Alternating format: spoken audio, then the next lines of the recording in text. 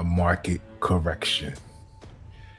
If you create marketing or branding for a living, this might be the most important video you watch this year.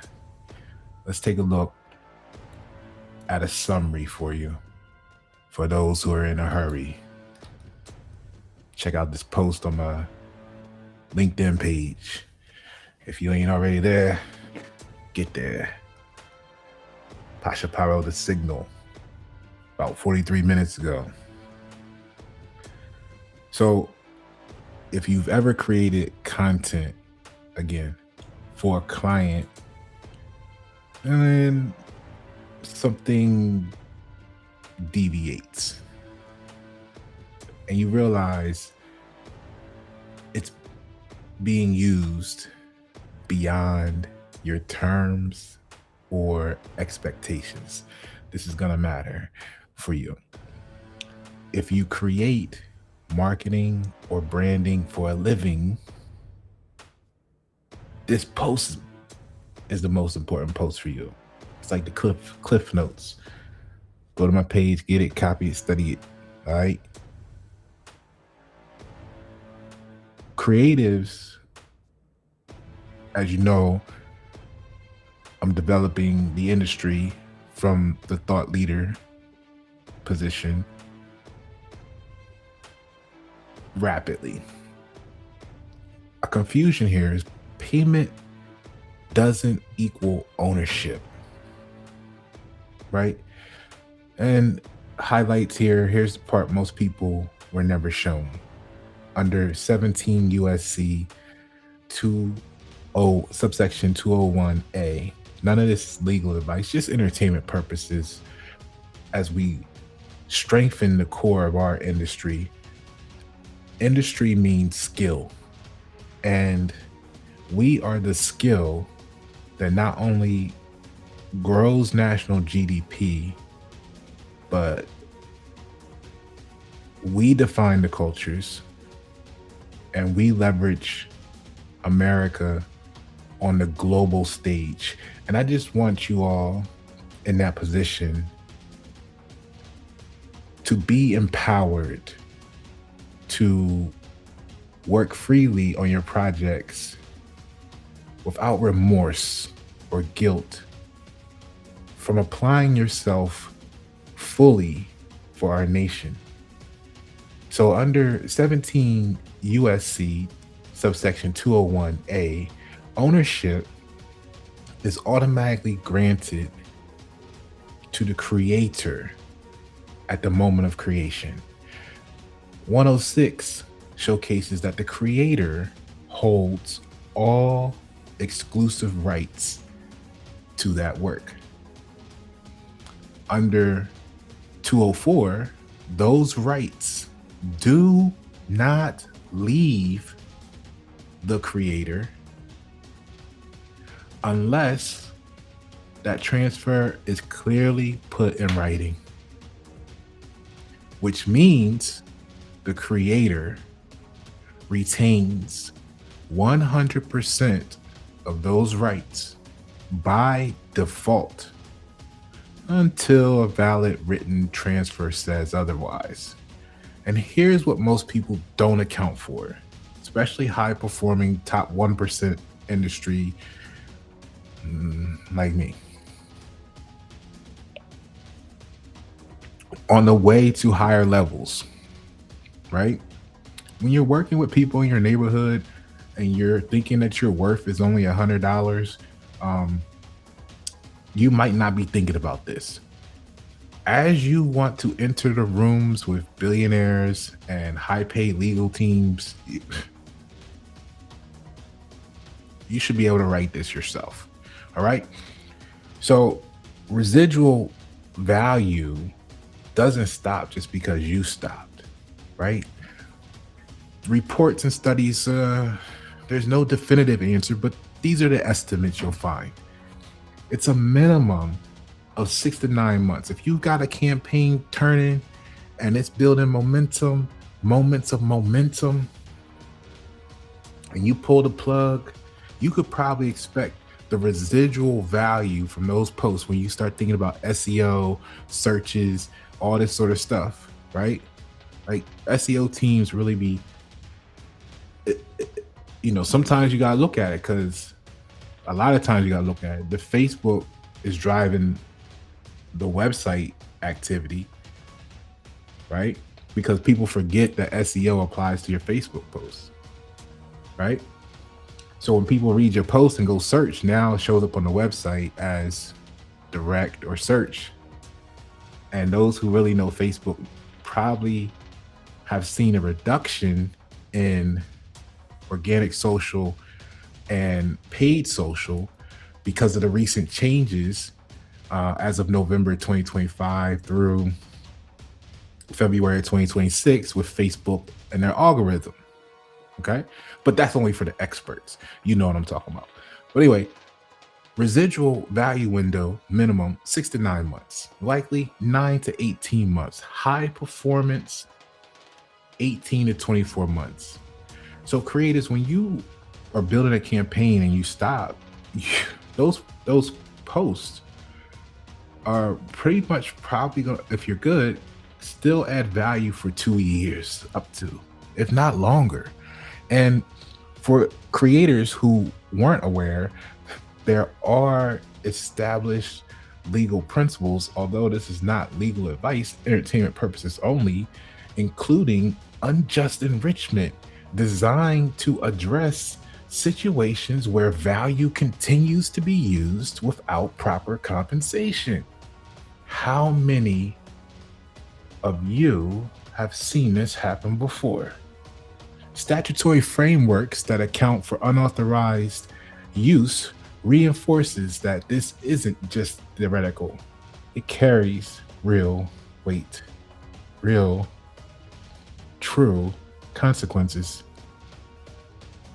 So take your time, research this on your own so that you can feel safe to notify immediately your clients to take down all of the work you produced to reflect their true value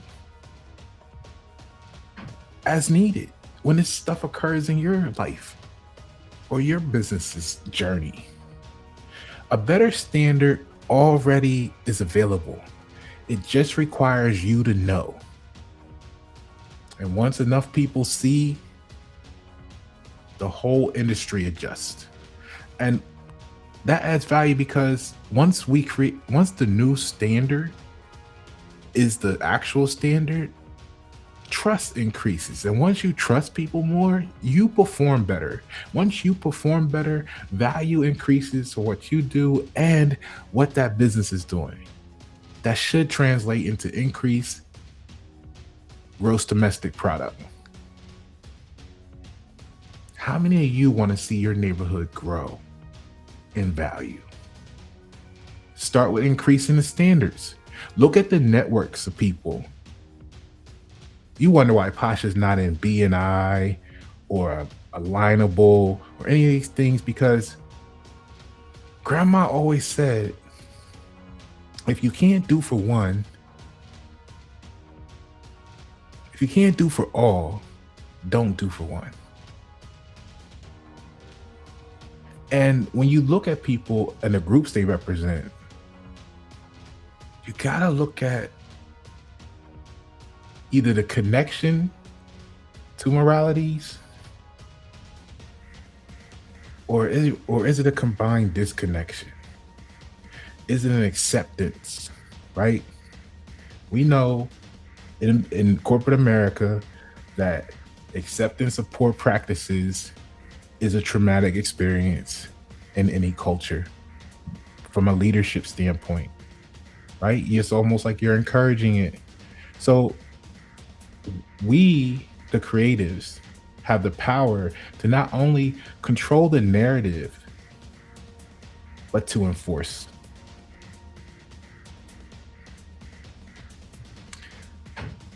This isn't about any one situation.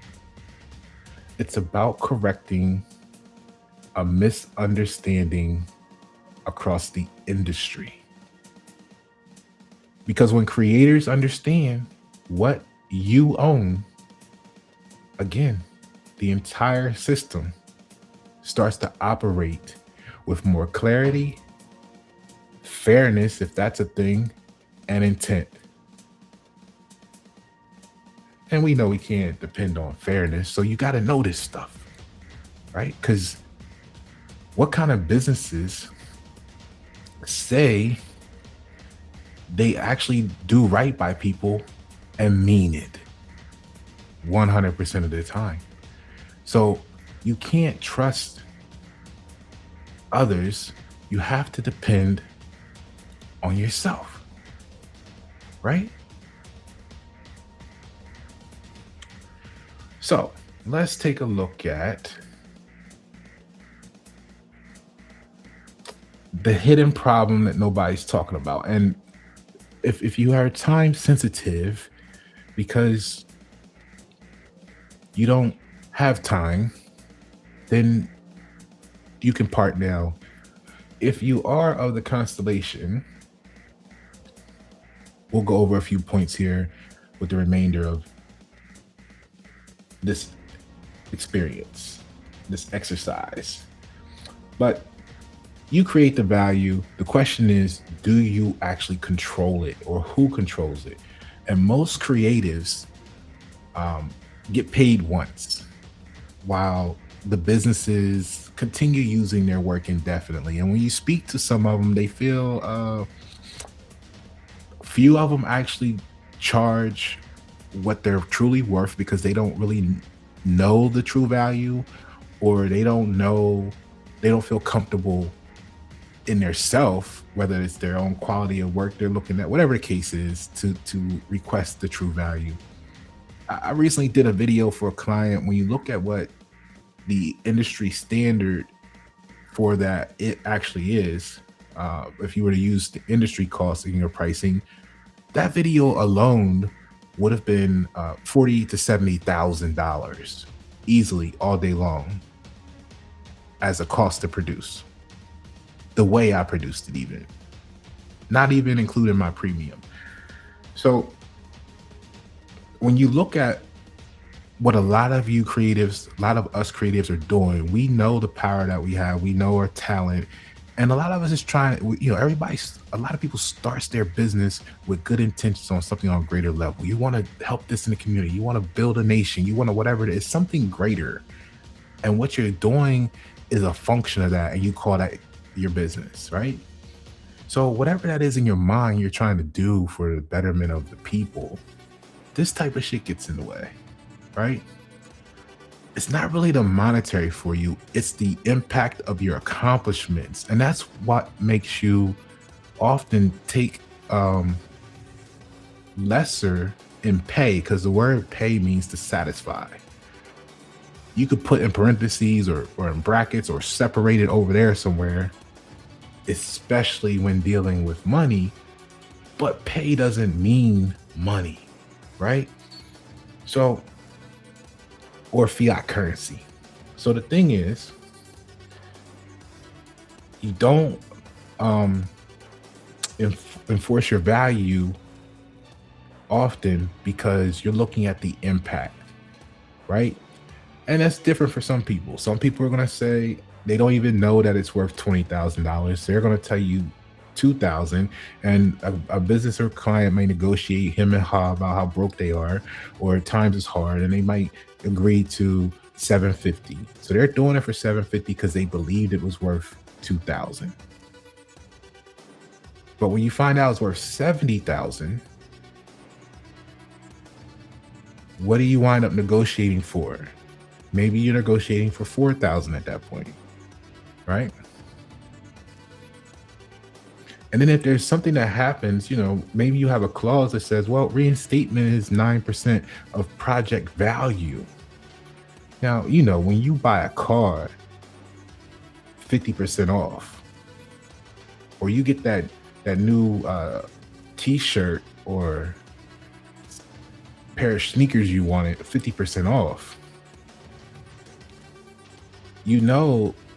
next month when it returns to regular price, the value didn't change. You just came up on a entry level good deal.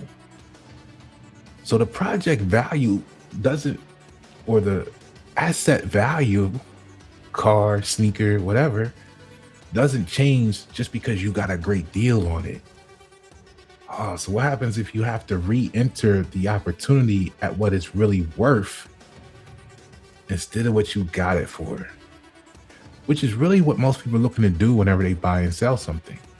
You want to come in low, exit high.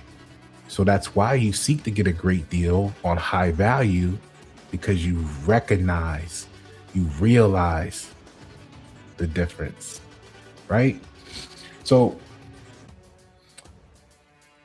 the entire market is operating on a misunderstanding. The simple truth is payment does not equal ownership. If you're producing ad copy, content marketing, you name it, because this isn't just about content, it's about control. So take what you get from this video or the post, follow me on social medias, and let's correct the market. Because apparently people are dealing with beliefs, which means not to know. A University of California, Berkeley Law did a study that found that a majority of consumers believe digital purchases give them the same rights as physical ownership. Now, those who've been rocking with me know we've been talking about this for a minute. I've been telling y'all real estate, or what you consider that type of property, is like it's reached its expiration date, right? That's child's play. IP is the new liquid gold. And when you start down this road, you don't know this because you want to end up here. Because really that means that it didn't fulfill its true purpose to its fullest in the community, in the world, for various reasons. Who knows? That's situational. So people assume ownership transfers automatically when they pay. But that leads to costly mistakes by businesses, right? Because payment doesn't equal ownership. And that's what we went over with 17 USC 201, 106, 204, right? Creator retains 100% of the rights by default until a valid written transfer says otherwise. Ownership doesn't move because fiat currency did. It moves because it was explicitly transferred. Now, what does that mean for you as a creative? Well, when a creative produces a website copy, an ad copy, social content, campaign strategy, visual assets, graphics, ads, brand systems, all of that is copyright protected work at creation. Copy equals protected work. Headlines, primary text of like the body, the ad, hooks, CTAs, variations, whatever. Literary work under copyright law. Why this is important? Because even short form ads are original expressions fixed in a tangible medium. That qualifies. So whether you're doing social media content or what have you, branded visuals, layout compositions, carousel designs on your LinkedIn, videos, right? 3 separate opportunities for protection, which means potentially 3 separate opportunities for violations: copy, visual, and layout. per post or per work, which may or may not be considered each post. But each part can have separate protection, separate ownership, separate licensing. 3 opportunities to get it right. Even though they're combined in, let's say, one ad, the copy and the artwork do not merge into one legal asset. They remain distinct categories with distinct rights. So one post absolutely could equal multiple works. Caption or copy, graphic or artwork, that's 2 protected works. So what happens after the termination and notice? Let's say a contract is breached. You instruct the removal. They continue using the content. That can qualify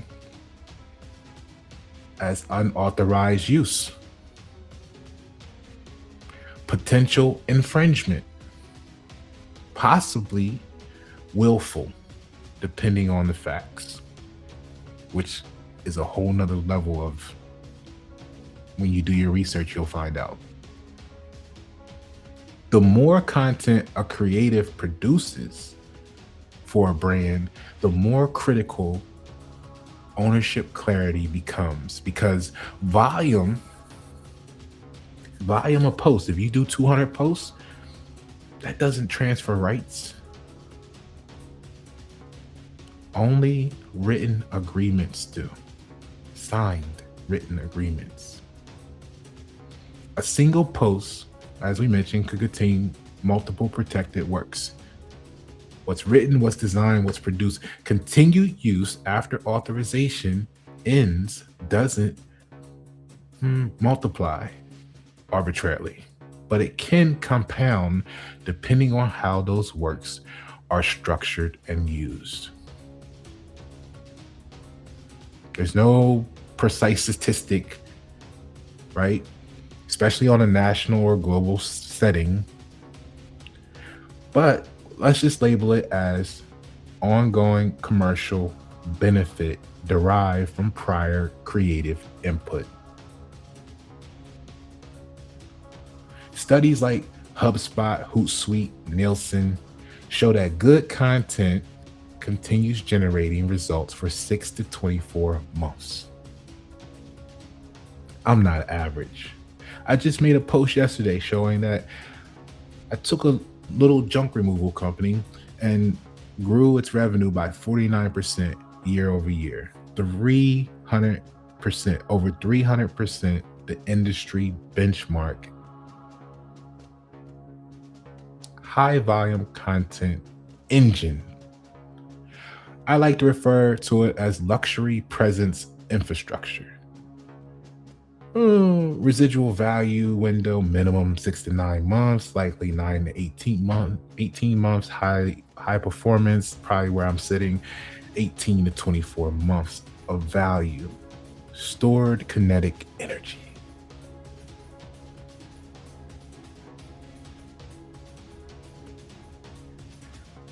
I know you're wise because you're creative. So take the detail from this video, go research it. The more content volume and performance, the longer the unjust enrichment window could be. All right?